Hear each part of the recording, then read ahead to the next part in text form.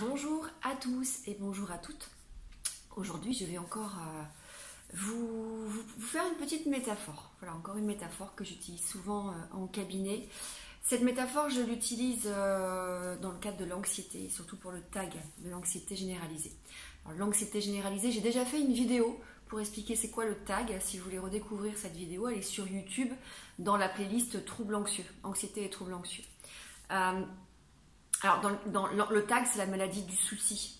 C'est la maladie du souci. Donc, en fait, il y a tout un tas de pensées qui vont être centrées sur plusieurs domaines de vie, le travail, la maladie, les enfants, le couple. Et en fait, il y a une croyance que le souci est utile. Ça rend responsable. C'est comme si je ne me faisais pas de soucis, je ne pourrais pas anticiper, contrôler, maîtriser. Donc il y a énormément de contrôle, de maîtrise, de réassurance aussi dans le tag.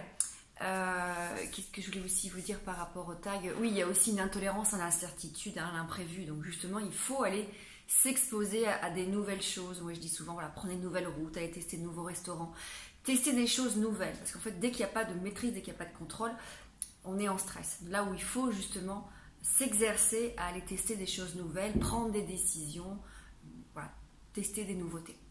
Alors, la métaphore, c'est la métaphore du pont et de la jungle.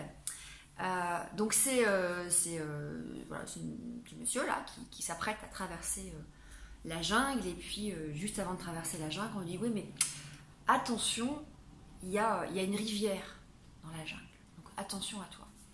Et donc forcément ce monsieur commence à se faire beaucoup de soucis, à se dire mais s'il y a une rivière, mais comment je vais faire, parce que de toute façon c'est le seul chemin pour moi aller rejoindre de l'autre côté, et donc si je peux pas traverser, en fait je suis coincée, je pourrai jamais y arriver, mais comment je vais faire? Et donc il commence à attaquer vraiment voilà, il y a le chemin qui commence là, et puis il commence à attaquer son parcours comme ça, avec plein de pensées dans la tête, et il se dit mais comment je vais faire?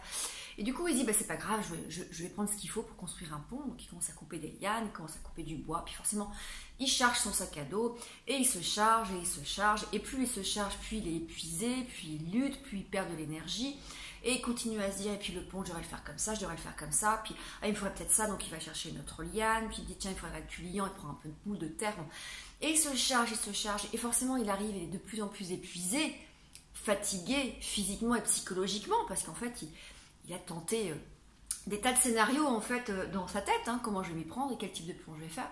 Et puis arrive cette fameuse rivière, et il se rend compte que la rivière est toute petite et qu'il y a un pont qui est déjà construit. Donc la morale de cette histoire, c'est inutile de vous faire du souci tant que vous n'êtes pas retrouvé devant la rivière. Et peut-être qu'effectivement, il y aura déjà un pont qui sera bâti. Et si à ce moment-là, il n'y a pas de pont, vous seriez orienté solution, et ça sera le moment de vous poser la question, comment je fais pour traverser cette rivière? Quelles sont les solutions qui s'offrent à moi pour traverser cette rivière s'il y a une solution? Et s'il y a une solution, le souci est inutile. La seule chose valable, ça va être la mise en action, ce qu'on appelle de la résolution de problème. Et en TCC, on travaille sur la résolution de problème.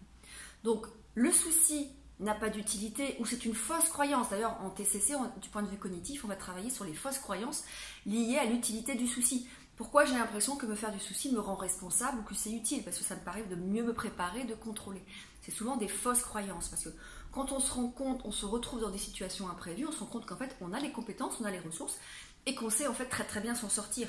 Ce qui vient changer un peu la croyance sur le fait qu'on arrive à s'adapter.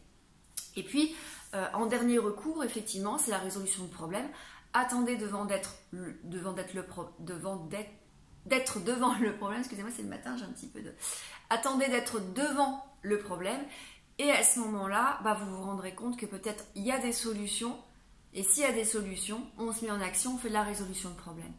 Donc ne soyez pas comme ce petit aventurier qui s'est fait du souci avant d'arriver devant la rivière et de se rendre compte qu'il y avait bien un pont. Voilà. Prenez soin de vous et repensez cette petite métaphore quand vous faites du souci inutilement alors que le problème n'est pas encore arrivé. Bonne fin de journée.